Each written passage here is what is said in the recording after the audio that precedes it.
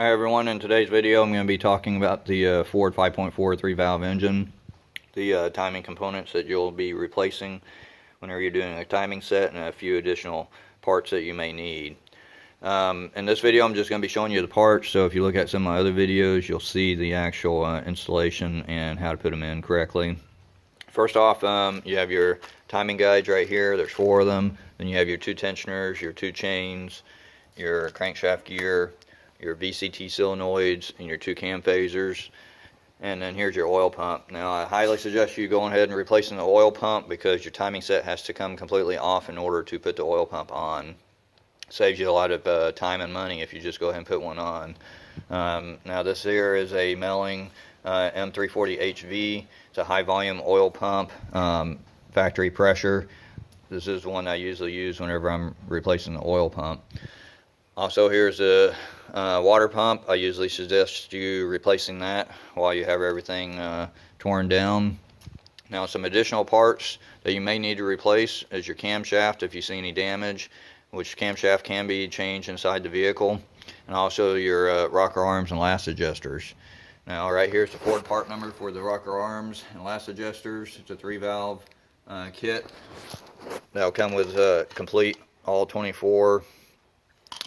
Whenever you before you put these in, you want to soak them in some oil.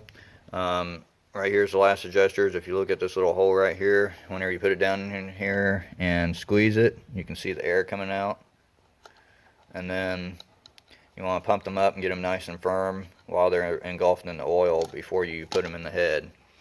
Now these can also be changed inside the vehicle. You don't have to take the head off to change them, but you do have to remove the camshaft out.